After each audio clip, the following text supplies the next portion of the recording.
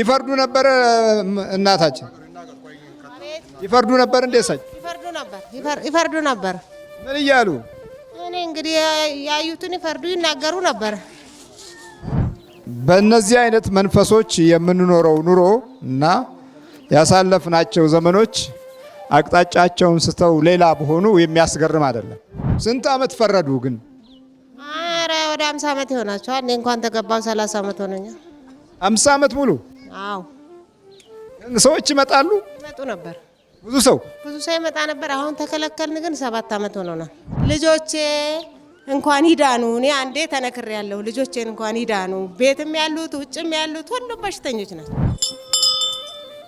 የሚገርም ነው እነዚህ ዛሮቹን መጥሪያ ነው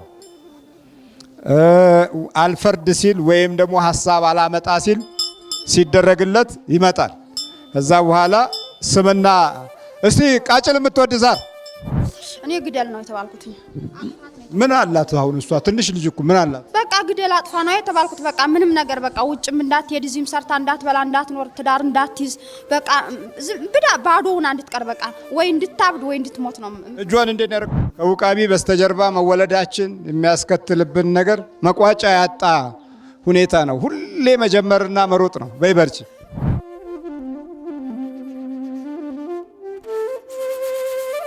ምንድነው ያመጡት ምንድነው ያ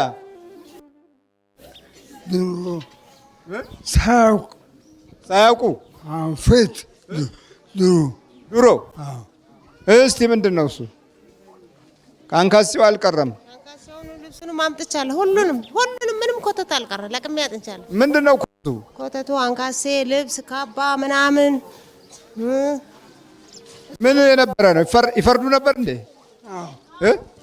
ይፈርዱ ነበር ይገርማል ስንስ ኧረ በለው ወደዚህ ሁኑ አንካሴና ጦር አጀበ አንካሴና ጦር ስንት አመት ፈረዱ ስንት አመት ፈረዱ እኔ ፊላጎን ላጎ ዝቋላ አተማረ ሸሽተው ይሄዱ ታሪኩን ነግረውኛል እዛም ነበሩ ኧረ ቃጭል በለው ቃጭል ዝናሩ አልቀረም ዝናሩ ሁሉ አልቀረም ሄሬ በለው ይሄ እርሶ ነው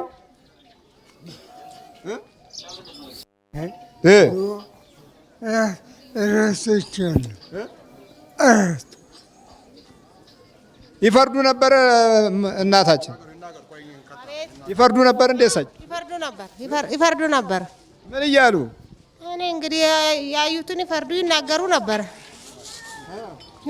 ነበር ይሄ ሁሉ የጩቤ ማዕት ምንድነው ጩቤው ቤት ውስጥ የተቀመጠ ነው በስመ አብ መስቀሉም አልቀረም አንካሴው ባላ ባልቸው ኧረ ጉድ ነው እንዴ አንድ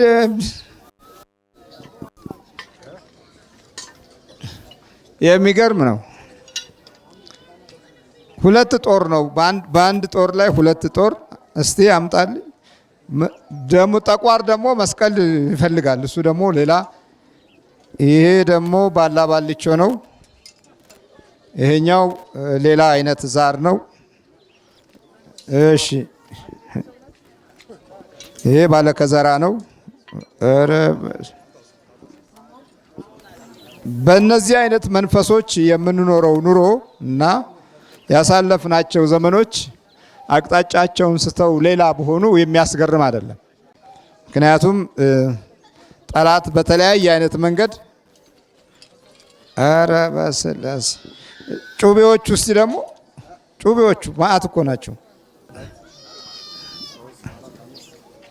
5 ጩቤ እንደ ጎራዴ አይነት ነገር ነው ይሄኛውም በብረት የተሰራ ነው እነዚህ ሁሉ ዛሮቹ ያነሷቸው ነበር ዛሮቹ ያነሷቸው ነበር እነዚህን ሁሉ? አዎ አዎ። ይታጠቋቸዋል ወይስ እንዴት? ይታጠቋቸዋል። ይታጠቁት ነበረ።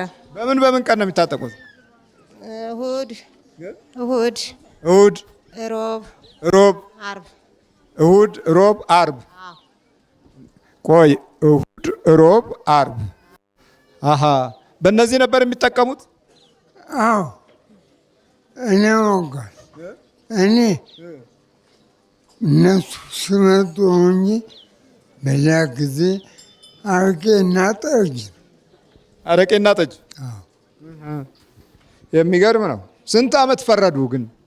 ኧረ ወደ 50 ዓመት ይሆናቸዋል። እኔ እንኳን ተገባው 30 ዓመት ሆነኛል። 50 ዓመት ሙሉ? አዎ። ሰዎች ይመጣሉ? ይመጡ ነበር። ብዙ ሰው ይመጣ ነበር። አሁን ተከለከልን፣ ግን 7 ዓመት ሆኖናል። ምን ከለከላቸው? ሰውም እንዳይመጣ እሳቸውም እንዳይፈርዱ ቤተክርስቲያን እንሄዳለን። አሁን ተቆረብን በኋላ ይሄ ነገር ካለ ቁርባን አይሆንም ስላሉኝ ይሄን ጠይቄ ደግሞ ይሄንን አግበስሼ መጣሁ። ልክ ነው። ስንት ጊዜ ሆናችሁ? ይሄ ምን ማለት ይሄንን ነገር ፍርዱ ከቆመ ማለት ነው? 7 ዓመት 7 ዓመት ሆነ። ከዛ በፊት ብዙ ዓመት ፈርደዋል።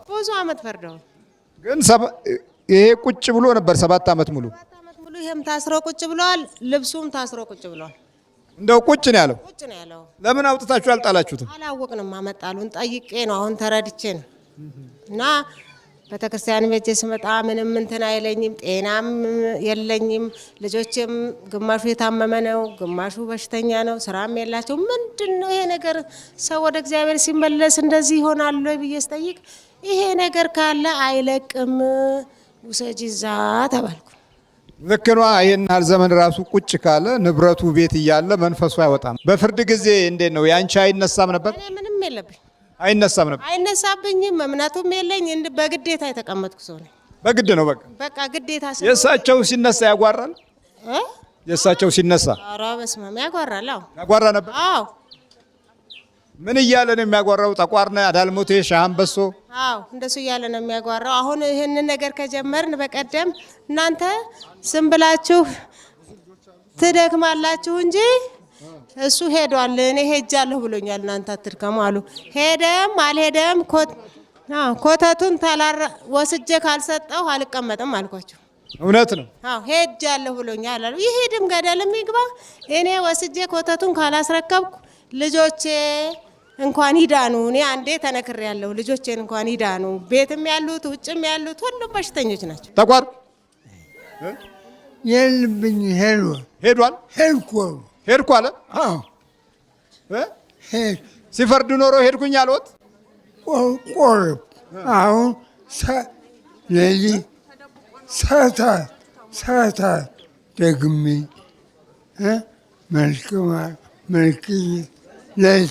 ሌሊት ሁሉ ጊዜ ከዛ በቃ ሄድኩኝ አለ። ያጓሩ ነበር። በደንብ ይፈርዳል። ሁላችንም በሽተኛ ነን። የሚገርም ነው። ከእንደዚህ አይነት መንፈስ መወለድ በራሱ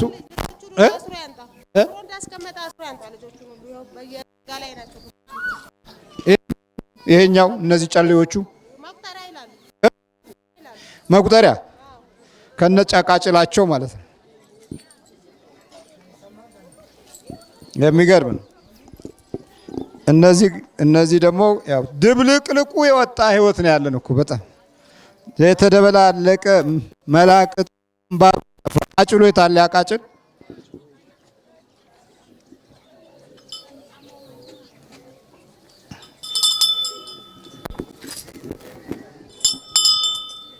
የሚገርም ነው። እነዚህ ዛሮቹን መጥሪያ ነው። አልፈርድ ሲል ወይም ደግሞ ሐሳብ አላመጣ ሲል ሲደረግለት ይመጣል። ከዛ በኋላ ስምና እስቲ ቃጭል የምትወድ ዛር የቃጭል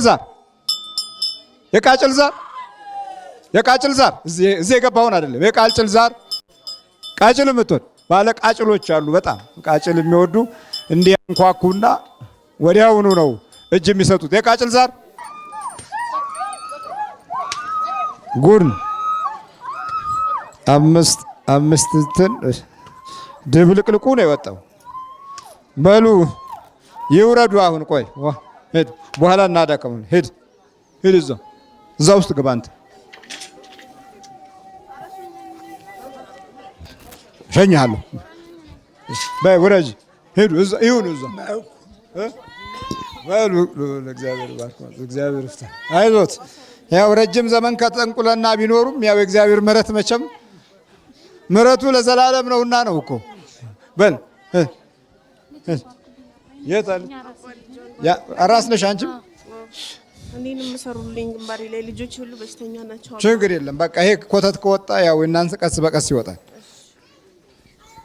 እሱ ጋር አድርገውና ምንድነው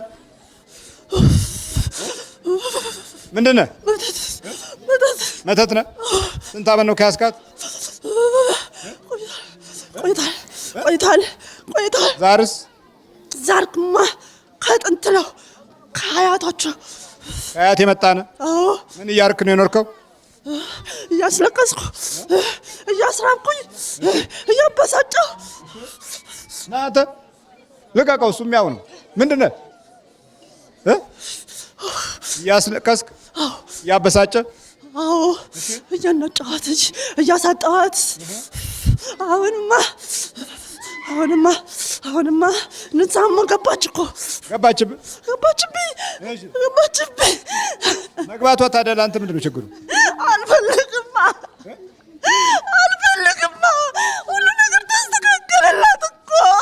ስንት ዓመት ነው ለዋ ላይ ካለ? 30 ዓመት ቁጭ ብላል። 30 ዓመት ሙሉ ቁጭ ብላል። 30 ዓመት ነበረ። ምን እያረክ ነው?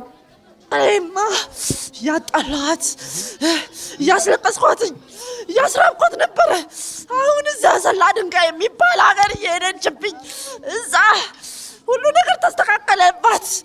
እኔ ይኸው ጭራሹኑ በ3 ቀን ውስጥ ነው ጭራሽ እያለቀሰች ለበለበችኝ። ምን እያረገች? ተቃጠል እስከ መቼ ነው የአያቴ ቅድመ አያቴ እያለች ምን አገባኝ እኔ በነሱ። እኔ እባክሽ እያለች አለቀሰች። በ3 ቀን የሆነ በለበችኝ። ለበለችኝ። ስንት ናቸው ጠቅላላ? 10 ነን አሁን። 10 ሰይጣን አጋንንት ጠቅላላ። መተቱ ምን አድርጌ ተባልክ? እጇን ሰራት፣ እጇን ለምለማ፣ እግሯን ሽባ አድርጋት። አንተስ? እኔ ግደል ነው የተባልኩት። ምን አላት አሁን እሷ? ትንሽ ልጅ እኮ ምን አላት? በቃ ግደል አጥፋ ነው የተባልኩት። በቃ ምንም ነገር በቃ ውጭም እንዳትሄድ፣ እዚህም ሰርታ እንዳትበላ፣ እንዳትኖር፣ ትዳር እንዳትይዝ፣ በቃ ባዶውን እንድትቀር፣ በቃ ወይ እንድታብድ ወይ እንድትሞት ነው። እጇን እንዴት ነው ያደረገው? እንደዚህ አድርጌ። ያኛውስ? ይሄም እንደዚህ ከትዳሯ ፍንቅልቅል ምናምን አድርጌ። የታል ባለቤቷ? የለም እዛ የለም። አሁን እዚህ የለም። ከየት ነው የመጣችሁ? ከየት ነው የመጣችሁ? እኛ አዲስ አበባ ነው። የተመተትከው የት ሀገር ነው? የተመተትኩትም እዚህ ነው። እዚሁ ሀገር? አጎጃም። የተመተትከው ስንት ዓመት ነው ለዋለ? ጓደኛዋ 4 ዓመቴ። በልጇን ልቀቃ። እሺ እለቃለሁ፣ ግን ዛሬ እሄዳለሁ። ቶሎ ልቀቅ እኮ አልኩህ። እጇን እንዴት ነበር ያቆራመድከው? እንዴት ነው ያረከው የነበረ? እስቲ እንዴት ነው ያረከው? እንደዚህ ለምን? በቃ እንደዚህ ሆና አብዳ። በልቦጥ ነው ተከጉጃለ። ፈጠን ተዘጋጅ። አንተም አፍላ ተዘጋጅ። ጠጋበል። ስንት ዓመት ሙሉ አደፈጥክ አንተ? 30 ዓመት ነበርኩ። አሁን እየሄደች እየተመላለሰች አንዴ እዛ ወደ ሰላ ድንጋይ በየገዳሙ እየዞረች እያለቀሰች ጭራሽ ሆኖ ባሏንም እሷም ንስሐ አስገባችብኝ። ንስሐ ገባች። ብዙ መንፈሶች ዟሪዎች ናቸው። በመዞር በቃ የሚዳከም ይመስላችኋል፣ ግን አይደለም። በመዞር አይደለም የሚዳከመው፣ እቤት ነው የምታዳክሙት። አንተ ስትዞር እሱ ቤት ነው ያለው። ምን ከአንተ ጋር አዞረው? አንተ ገዳም ስትንከራተት እሱ ሰፈር ነው ያለው። ምን ከአንተ ጋር አንከራተተው? አስፈላጊም ከሆነ እዛ አብሮ ሄደ ይለማመዳል። የምትጠመቀውን የምታረገውን እሱም ዝም ብሎ ይኸው በመዞር ብቻ ብዙ ዋጋ ያለው ነገር ይመስለናል። ለበረከት የምንሄደውና ክፉውን ጠላት ለመዋጋት የምንሄደው መካከልም ልዩነት አለው። ለበረከት የምትሄደው መንፈሱን ዝም ብሎ ለማቃጠል ይቃጠል እስቲ ብለህ ነው። ግን ደግሞ ከቤት ስትወጣ አስረኸው ካልወጣህ አብሮህ መሆኑን ካላረጋገጥክ ዝም ብለህ ብትሄድ ደክመህ ዝም ብለህ ትመለሳለህ። መኖሩን መጀመሪያ አብሮህ እንዲሄድ ማዘዝ መቻል አለብህ። እንደዛ ሲሆን ብቻ ነው ድል የምታገኘው። በል ተዘጋጅ። ባለቤቱ አይታል አለ እዛ የታል? ጥራው። እስጢፋኖስ ብዙዎቻችሁ የጋራ የጸሎት ስፍራ ባልና ሚስት አንድ ጋር መጸለይ ካልቻሉ መናፍስቱ ቤት ውስጥ ያለው የህይወት ድራማ ይቀጥላል። ከበረከቱም፣ ከዱቄቱም፣ ከወጡም፣ ከእንጀራውም፣ ከመሶቡም ከሁሉም አይነት ስፍራ ይገባና ትላንት የተጋገረውን ዛሬ አሻግቶት ቁጭ ይላል። ትላንት የተቦካውን ዛሬ አረንጓዴ አድርጎት ቁጭ ይላል። የጋራ ጸሎት ከሌለ ነገሮች በሙሉ አሁንም የተምታቱ ናቸው። ጥላ ባርኳል። እስጢፋኖስ የታል? ንጉሴ ልጅህ ይምጥራ። ንጉሴ ልጅሽ ይጥራህ። ይጥራው ንጉሴ ይጥራው። ንጉሴ እሺ። እና ይቀጥቅጡ አያውቅም እሱ ዝም ብሎ ነው። እሱ ዝም ብሎ እግዚአብሔር ያውቃል ነው። ምን አልከኝ? እግዚአብሔር ያውቃል ነው። እሷ ናት የወተወተችብኝ እንጂ እግዚአብሔር ያውቃል ብቻ ነው የሚለው። ታዘቡሃል ንጉሴ። ወደዚህ ሁን። አቃጣለኝ አላለም። እንደው ዝም ብሎ እግዚአብሔር ያውቃል ብቻ ነው የሚለው ነው የሚለው። አዎ ነገሩ ብዙ እንትኑ የለኝም፣ እውቀቱ የለኝም ነበር። ብዙ እውቀቱ የለኝም ነበር የቤተ ክርስቲያን እንትኑ። ለዚህ ነው እሷ ብቻ ነች የምትታገለው ማለት። አዎ ብዙ ጊዜ እሷ ነች በየቤተ ክርስቲያኑ የምትሄደው እሷ ነች። አንዳንድ ጊዜስ እንደው አትሂጂ አይላትም እሱ? አበዛሽ አይልም እሱ? ተነስ ስትለው ሽፍን እንዴት ተነስ ስትለው ጸሎት ተነስ ስትለው ሽፍን ይልና ይተኛል። እሷ ጥላው ትሄዳለች። እሱ ነው ሽፍን ቢለው ለጥ እውነቱን ነው። አዎ ትክክል ነው፣ እውነት ነው። ይታዘባል ማለት እኮ በጣም እንጂ በጣም ይታዘበኛል ነበር ማለት ነው። ይገርም ነው። ያው መናፍስቶች ይሄን ያህል ታዛቢዎች ናቸው። ታዲያ ለዚህ ነው ረጅም ጊዜ በቤተሰብ ውስጥ ጸንተው የሚቆሙት እና የሚቆዩት። የጋራ የመንፈሳዊ ሕይወት ውጊያ ስለማይኖር ተስማምቶና አንድ ሆኖ ይቆያል። በቃ ያደፍጣል፣ ከልጆች ላይ ይሸጋገራል፣ ጉንፋን የበዛባቸው ይሆናል።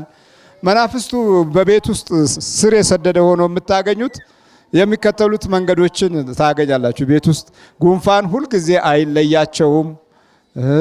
ሳል ይበዛል፣ ጭቅጭቅ ይበዛል፣ ንትርክ ይበዛል፣ ሰላም አይኖርም፣ ኩርፊያ ይበዛል፣ ንዴትና ብስጭት ይበዛል። እነዚህ የመናፍስቱ በቤት ዘልቆ የመኖር ገጽታዎች ናቸው። ሌላው በሚነኩትና በሚያከናውኑትም ላይ በረከት ይጠፋል፣ ገንዘቡ ቶሎ ያልቃል፣ ቡሃቃው መልኩን ይለውጣል። ጥሩ የነበረው ቆንጆ የተሰራው ወጥ በአንድ ጊዜ አኩርፎ ያድራል ወይም አኩርፎ ያመሻል። ይሄ መንፈሱ ሲያየው ወይም ከመንፈሱ ጋር ስንሰራ የሚከሰት ክስተት ነው። ተዘጋጅ። አሁን ትሄዳላችሁ። ተዘጋጅ። አንተ በኢየሱስ ክርስቶስ ስም አንድ ጋር እሺ፣ በኢየሱስ ክርስቶስ በስላሴ ስም በወላዲተ አምላክ ስም በቅዱስ ሚካኤል ስም በቅዱስ ዑራኤል ስም ወደ ሲኦል እንገባለን። ቶሎ ሰባት ጩኸት ነብቱ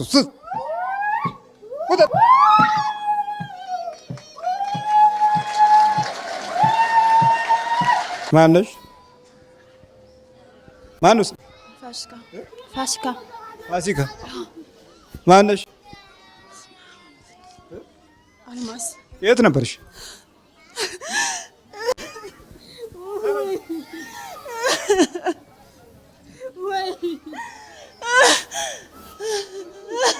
ምን ነው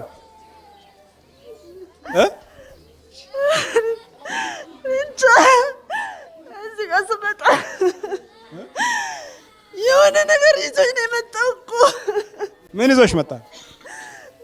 መሬት ሳይነካኝ እዚህ ጋር ቁጭ አደረገኝ። መሬት ሳይነካኝ እዚህ ጋር ቁጭ አደረገኝ። በይ በርቺ። ስትዞሪ እንግዲህ ምክንያት የሚሆነን ለመዞር ምክንያት የሚሆነን ቤታችን መንፈሳዊ መነቃቃት አጥረን ነው። አንዳንዴም ይሄ መነቃቃቱ የለም እና መበረታታቱ የለም። ስለዚህ እስቲ ወጣ ብዬ ልጸልይ እንልና በቃ ቦታና ስፍራ ለውጠን ስንሄድ የተሻለ ገጽታ የሚገጥመን እየመሰለን ለዘመናት እንቆያለን። በርች በይ። ከዛር በስተጀርባ ያለው መከራ እኮ ይሄ ነው። ከውቃቢ በስተጀርባ መወለዳችን የሚያስከትልብን ነገር መቋጫ ያጣ ሁኔታ ነው። ሁሌ መጀመርና መሮጥ ነው። በይ በርች፣ በርቱ፣ በርቱ፣ በርች። አንቺ ኩረች እቤት ቀጥቅጡ። አንተም ዘደንብ ጸልይ። ነጠላ ሽፋኑ በል እሺ።